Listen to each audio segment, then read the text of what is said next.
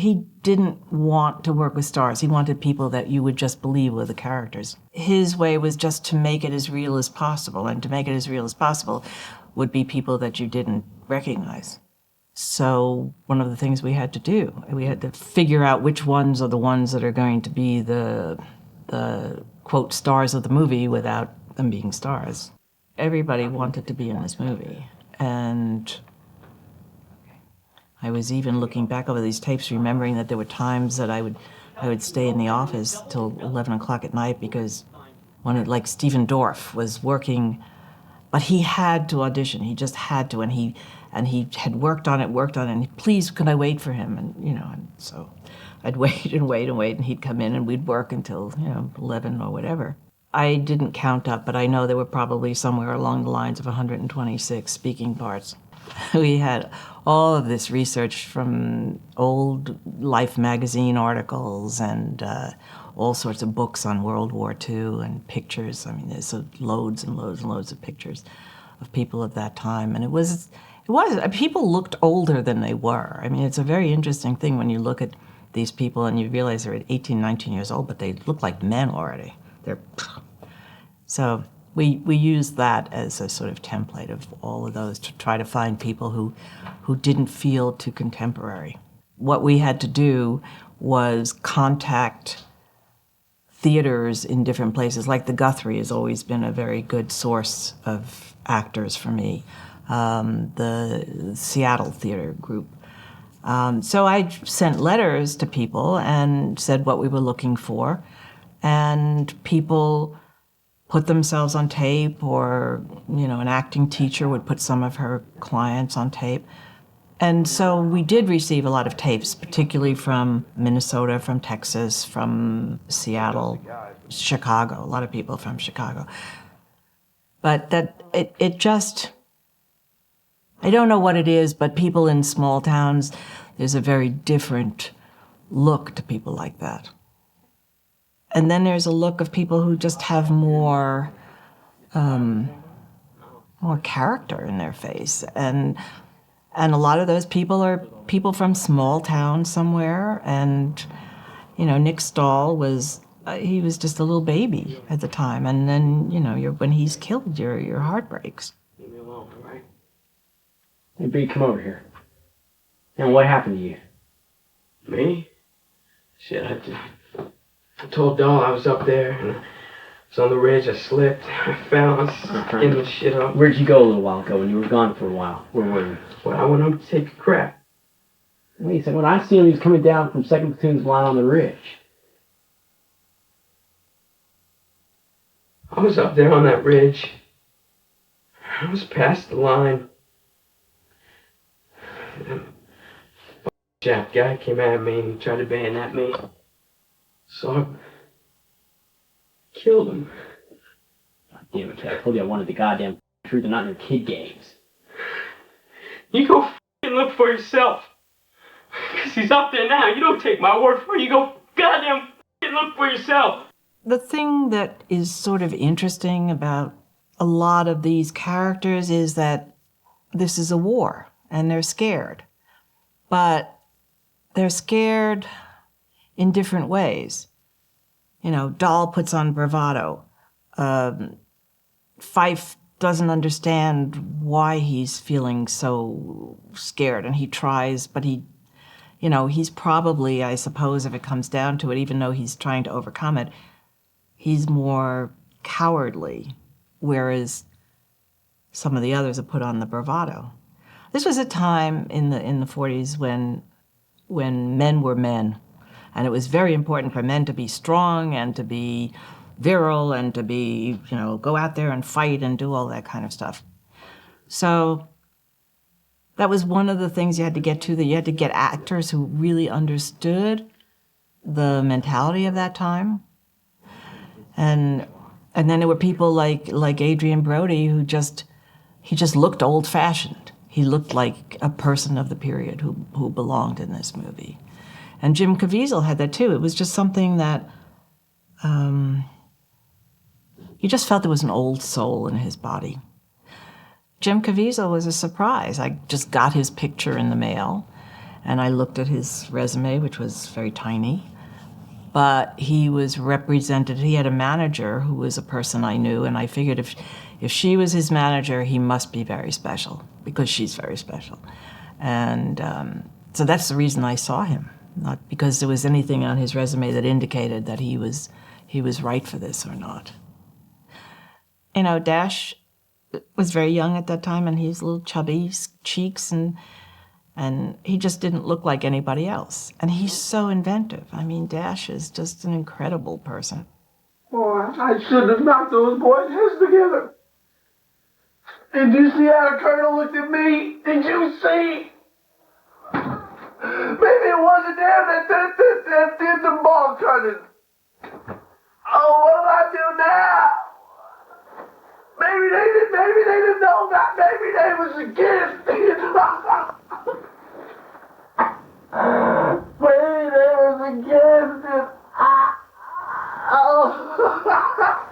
And I think one of the things that's always important for me, you want actors that you want to be around, because you don't want egos.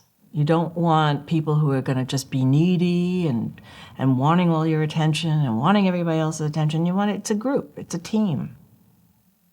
I think that the main thing he wanted a certain transparency, that the actor was able to put their own ego aside and just inhabit the character. You about finished it? Look here, Maisie, I gotta ask you something. You think there's any germs in this mud? Germs? Sure there's germs. You really think so? Hell yes. Don't you read the papers? This island is loaded with all kind of germs. And where do you find germs? In dirt. Malaria germs. No, malaria's from mosquitoes. Well, sure. But where do they get them? From dirt. No, they get them from humans what got malaria. Okay, sure, but where do they come from first? Everybody knows germs come from dirt and being dirty. You'll probably be sick as a dog tomorrow. Yeah, Till. You're a son of a bitch, Maisie. Yes, I am. I think the kind of actor who works best with Terry is probably somebody who's extremely flexible, that doesn't get hung up on lines and words and things, and is able to change as things go on. Terry, as I understand it, will shoot the dialogue, and then we'll do the same scene again without the dialogue, and everybody will have to do what they just did, but without any dialogue. And that's difficult for actors, because a lot of them depend on the words in order to be able to communicate. And he wants you to depend on what you're able to give to the character without the words. Well, I think he was there for 1 or 2 days. So he decided on this project that maybe the best thing to do was that I would put the actors on videotape, edit down the tapes, and send him the best of what we had. And that's how that process worked. When you look at a tape, you see something that you may not have seen in the room. Or if somebody reads and they're very subtle, you may just go, oh, well, okay. Or, I mean, Ben Chaplin, for example, is a very, very, very subtle actor. And if he was reading in a room, you might not see, the amazing thing that's going on in his eyes. And if it's near the end of the day, or if it's lunchtime and you're hungry, you're not really giving the actors your full focus. And when you can tape them and go back 3 days later when all the fun that happened in the room is gone, and you look at it and you go, wow, I didn't remember how great this person was. That's the advantage of having those tapes, as opposed to just doing it in a room. Take me back. Take me back. But they never should have made me go. It's their fault, it ain't mine. I didn't need no discipline like I was a dog. I can't do that. I won't go and beg them. I appreciate you trying to help. No, I mean it. It's just how bad you want to get back in. You know how bad. Well, we can. We thought we would be. Really? No, this one What I said to Terry was, let's just get the actors that we like the most and then figure out where they belong rather than trying to fit them into parts in the beginning. And let's just see, because maybe one will relate more to one part, or maybe we feel after looking at them that someone would be better in another part. I don't think you understand what's going on down here, sir. We've been taking a lot of fire and we've had heavy casualties. I was planning on reinforcing them, but we had something bad happen. A man got shot, had his guts shot out on a slope. Caused quite a bit of upset. And that's taken care of now, and I'm planning on reinforcing now. Over. And that's really what happened a lot. I would read people for one part, and then Terry would look at these tapes that I had made and say, oh, bring them back and have them read this other part. And all of the actors, I mean, I think all of them came back several times to read different roles. I've got as much right to be here as you have. There's certain people that I just feel are just going to become big stars, and Tom was one of those people. He just had this wonderful, like, little Redford, a little Marlon Brando, a little bit James Dean. I don't know. He was just a complex person that I just really responded to. You see me walking down the street, you don't talk to me, you don't see me. You and me ain't friends no more, okay? We don't even joking around. Forget it now, go on. You try to talk to me again, I'll knock you down too. So we brought him in several times to try different characters, and he didn't really embody any one particular person. I think I'm looking for people who make me feel something. It's interesting. Very often I am the person who has to read with them. Sometimes, like in the case of Thin Red Line, I had a reader, and he read with almost everybody, and that's great. It's a wonderful tool to have, a wonderful help. But sometimes I have to do it, and I find with people who are really good, I get so engaged in watching them that sometimes I forget to do my lines, or I find they pull me in to the point that I'm, if it's a nervous scene, I start to feel what the character I'm reading feels, which is bizarre because I'm not an actress. But the good people can involve you in that way, and they can make it real. Colonel, I refuse to take my men on a frontal attack. It's suicide. I've lived with these men for 2.5 years, Colonel. I am not going to send them to their deaths. And that's final. Over.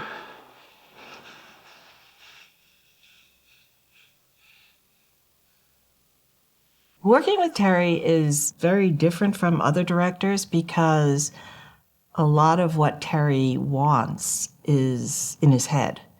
And so it's kind of hard to get a real fix on what it is.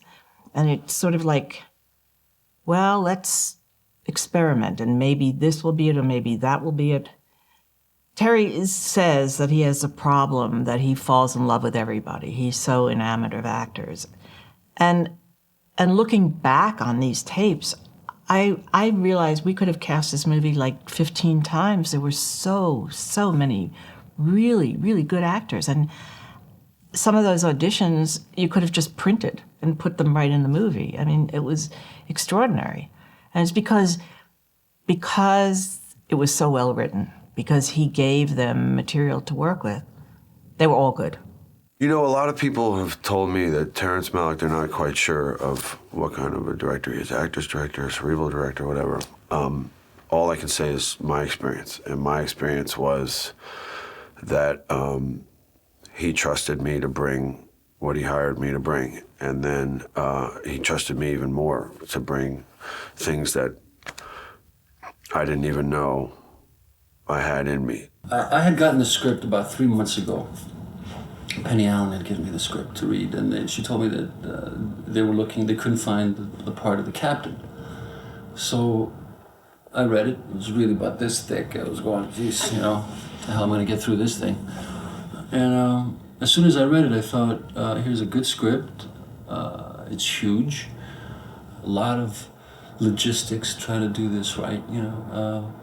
To me, what came across was how thankless the part of the captain felt, you know. I mean, his men weren't behind him. They didn't really believe in him, and until something in their process happens that turns these men around. So I felt it was a pretty thankless role. You're gonna get beat up, you're gonna get fired, and then you're gonna get sent home. And so I thought, where's the joy in that, you know? So ultimately, there were enough heads who prevailed to convince me that this is an opportunity not to pass up, you know. I had put the word out to him, I think through Mike Medavoy, you know, that I was an enormous fan, and where was he? Let's make a movie. And then I was driving through Texas at one point and got a hold of him. And we went and had lunch, and I told him then, I said, you know, if you're gonna do something, let me know, I'll show up.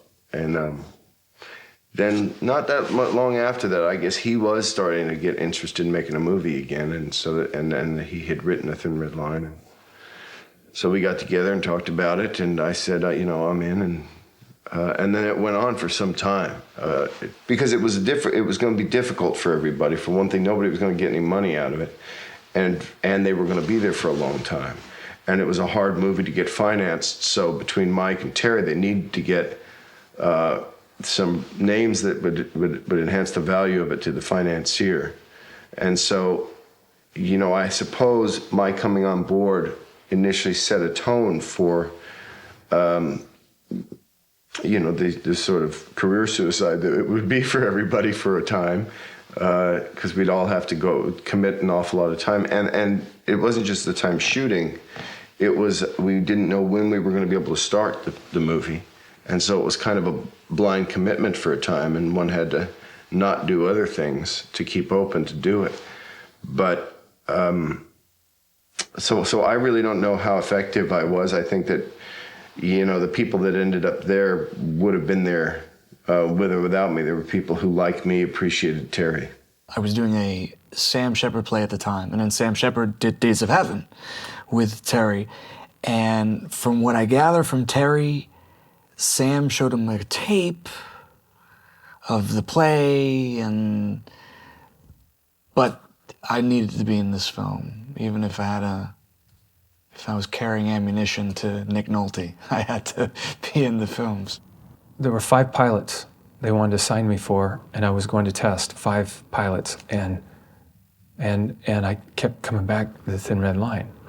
And they were saying, well, look, we'll talk to Diane Crittenden and then radio down to in Australia, because Terry's, you know, looking at locations. And so, is he going to get any part in the movie? That was it. It was a fair question. And then Terry's response through Diane was, Jim needs to take the work he can get at hand.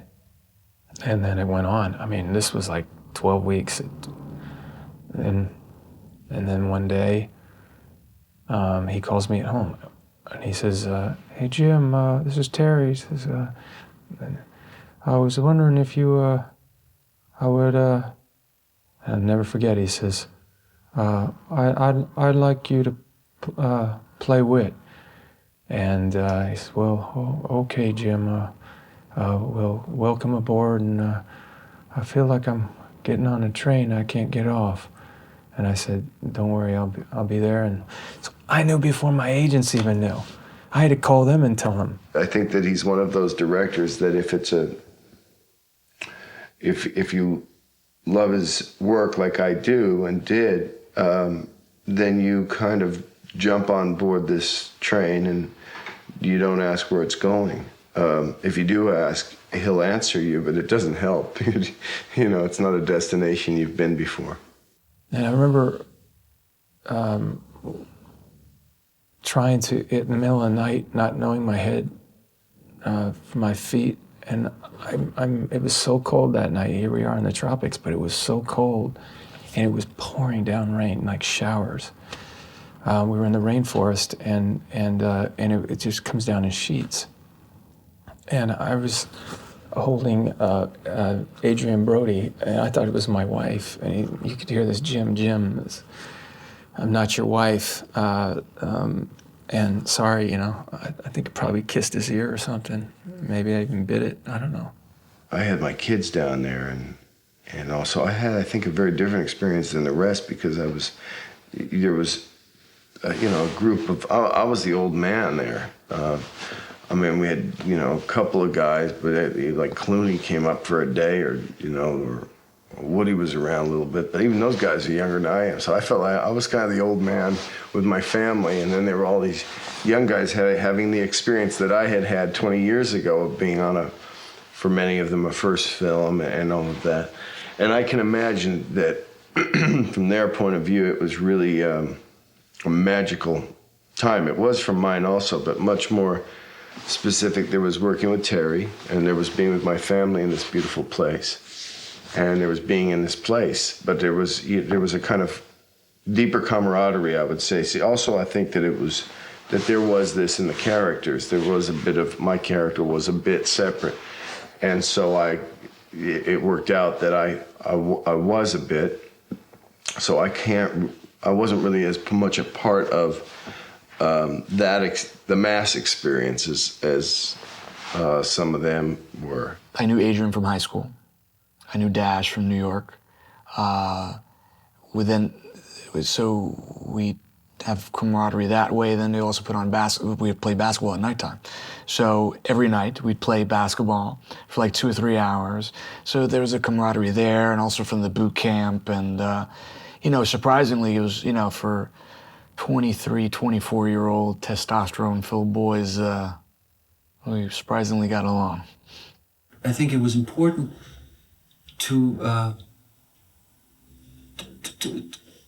capture a certain mentality of the times, you know, and I don't know if all of us went, and that's a lot to do with the writing and a lot to do with Terry's sensibility and how he set us up. And but I knew that it was important that we were guys who were from the 40s. There was a kind of innocence of that time, of that breed of soldier that he wanted to get on screen, where, you know, which was a very different time than, you know, when you came into the later stories of the Vietnam War and things like that, and there were a lot of questions about the government's support and the righteousness of the mission and so on.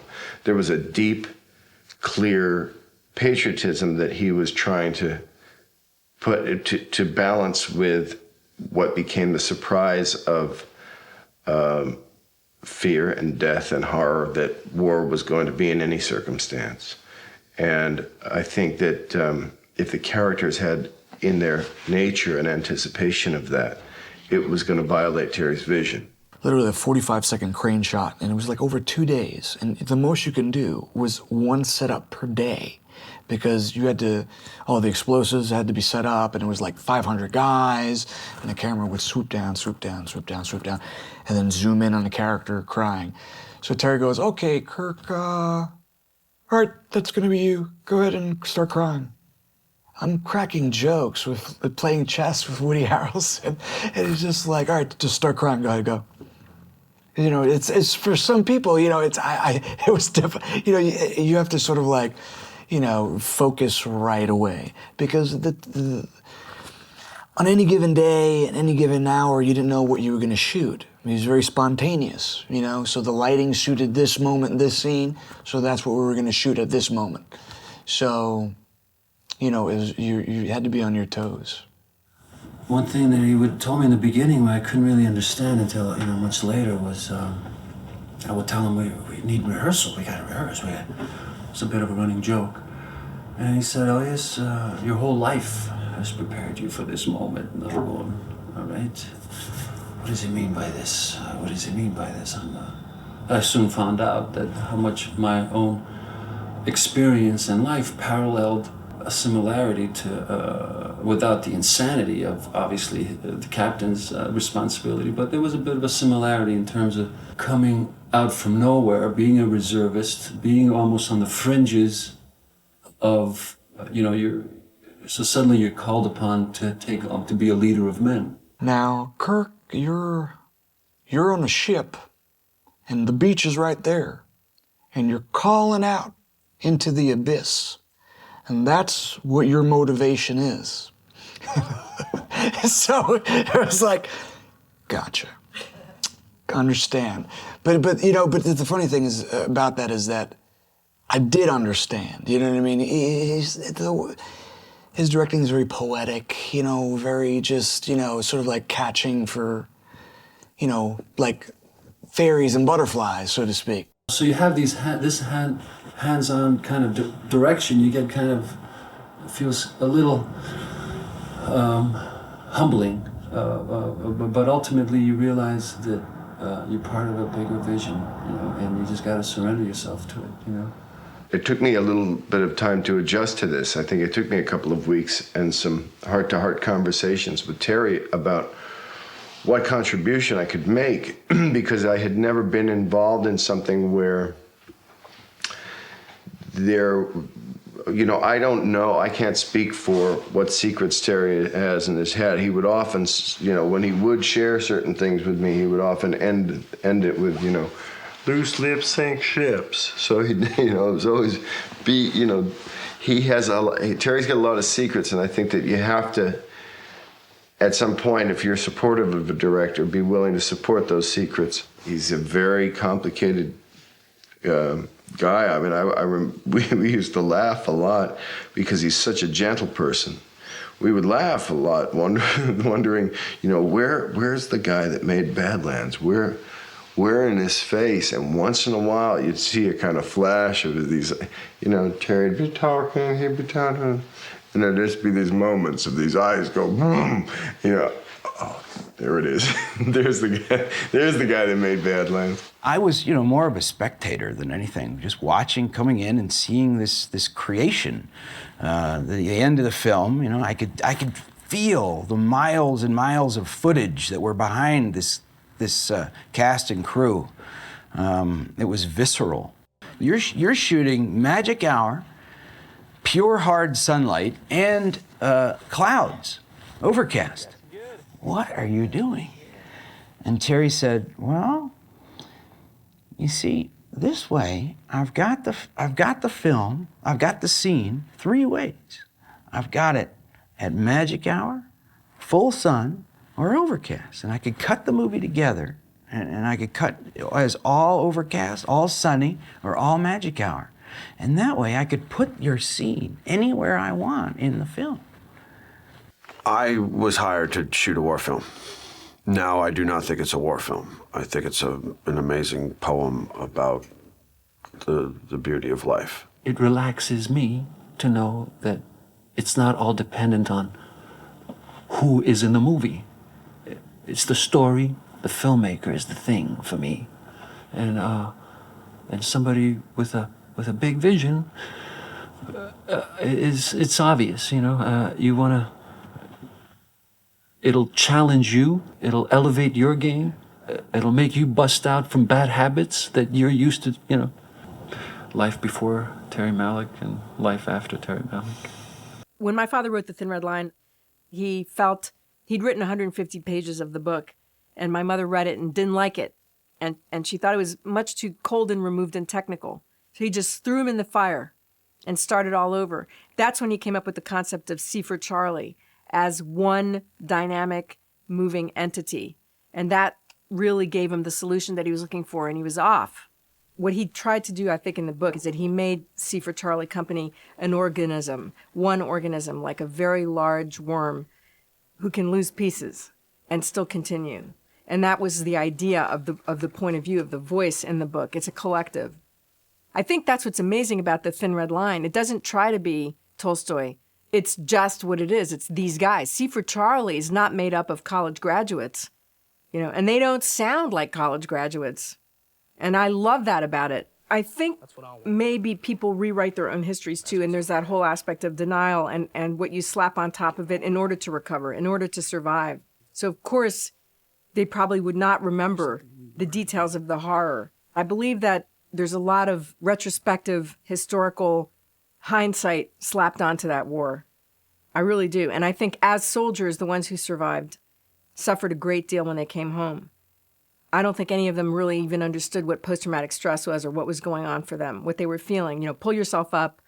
Don't go to the psychiatrist. You're not a man if you admit that this hurt. But I think the ones who were sensitive and truly compassionate human beings suffered enormously. In fact, there's a line, it's a psychiatrist who said they came back wounded and that we could fix, but their souls were torn out of them, and that we couldn't fix. My father really believed that war and the army destroys its best men.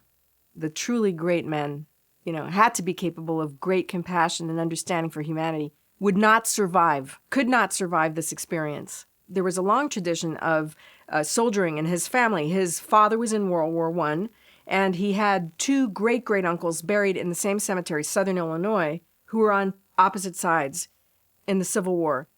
Many of the soldiers who went into the peacetime United States Army were from these very, very poor center of the United States red state type of families where, they'd lost everything in the Depression, everything. They had no money at all. So we're not talking about a rah-rah group that felt that they were doing anything inspired or courageous to protect their country at all. So my father was a child of the Depression. His family lost all their money. So he was from this sort of poverty-stricken fancy family. And at that point, his father said, look, your grades are terrible. You're always in trouble. You don't have a chance in hell of getting any kind of scholarship to college. Join the Army. But go to Hawaii because nothing's going to happen there. You'll be safe. So join and go to Hawaii. The war's going to be in Europe. So he was there about, at that point, a year, I think, when this happened on December 7th. Schofield Barracks is in sort of the middle of the island of Oahu. It's up and it's sort of in the valley between the mountains. And so the Kolikoli Pass, which climbs very high into the mountains, was where they flew through. That's where the airplanes came through, right over Schofield Barracks, on their way to Pearl Harbor. And they were just hanging out on a Sunday morning, all of them hung over in the morning, when they heard some bombs dropping, and they thought it was dynamiting at Wheeler Field. Somebody said, oh, wow, isn't that weird? It's Sunday. Next thing they knew, the Japanese planes were flying over the quadrangle and strafing. They had no idea what was going on, and it was completely unexpected. Did anybody think at the time that war was the right thing? I think they did because they were attacked. They were young men. They were 18, 19, 20 years old, and they were part of the regular peacetime army. They were not draftees at that point yet. And they were so absolutely shocked. They felt pretty much, I think, that we need to stand up and defend. They then prepared them for a Japanese invasion, and then they were the forefront. They were the first to be sent out to the Pacific Theater. They became known as the Tropic Lightning Division. That was the nickname they were given, Tropic Lightning, because they made their way like lightning through the jungles of the islands in New Georgia, in the New Georgia campaign and Guadalcanal and so forth. And that was how they got that name. They were not expected to be as good as they were, and they really swept through the Pacific and really fought bravely and did an amazing job in the face of huge Japanese opposition. So he was very proud of that. He was very proud that he had been a member of the Tropic Lightning Division, even though really he was in combat only a couple of days before he was wounded and sent back for a superficial head wound. And it was not the superficial head wound that sent him home. It was a tear of a muscle in his ankle, which was an old wound that had been re-damaged in this fight, and he needed to go back and have it put back together.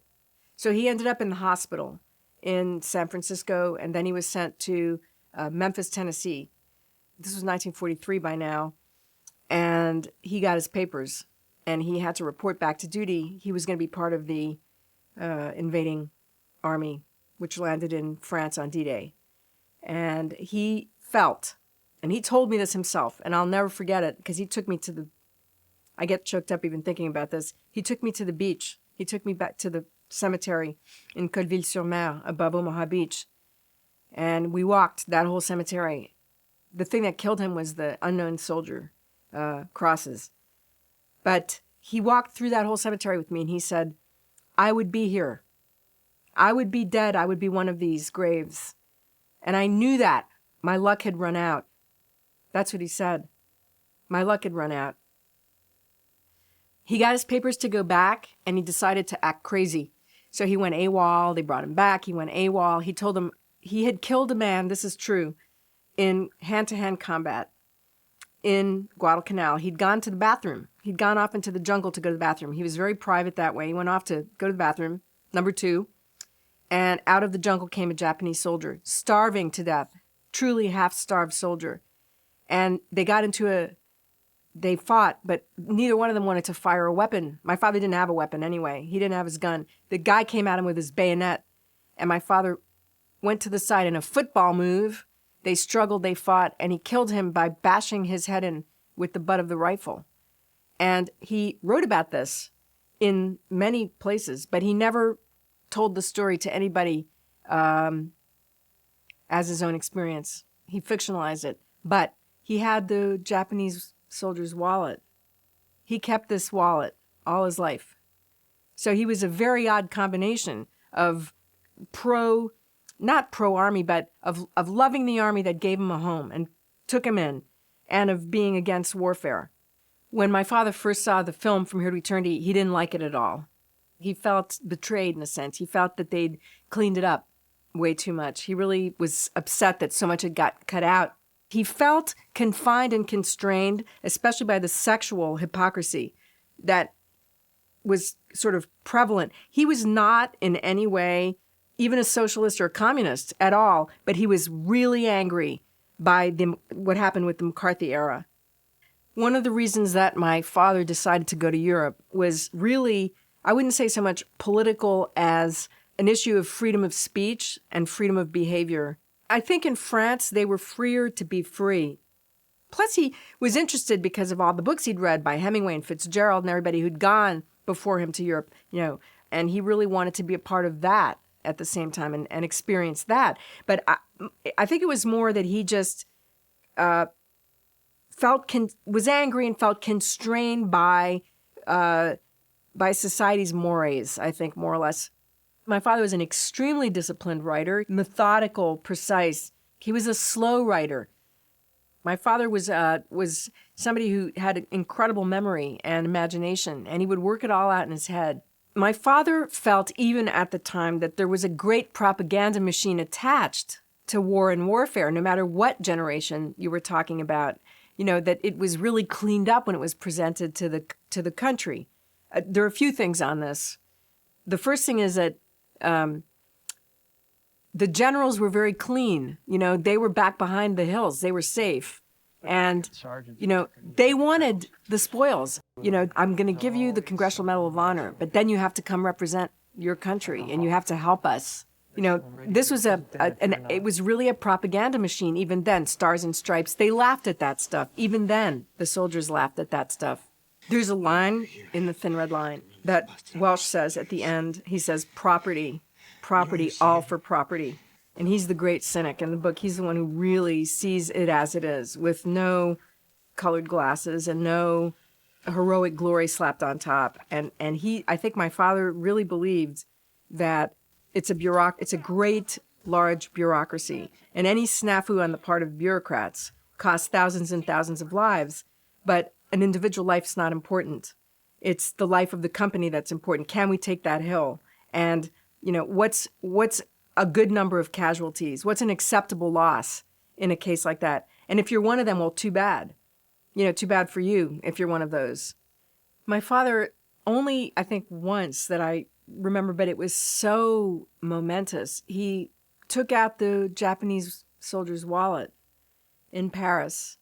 And I don't know how it happened, and I don't remember what reason was behind it, what brought that up. Maybe he came upon it up in his office, but he brought it downstairs, and he was sitting at the long dining room table, and he opened this little Japanese wallet, and he took all the pictures out and was going through them and crying over this soldier he killed.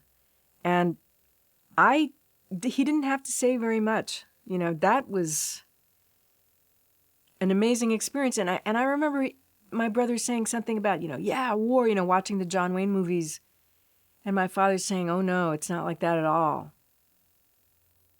I think that's what he felt, that the war got the best of him and took the best of his whole generation.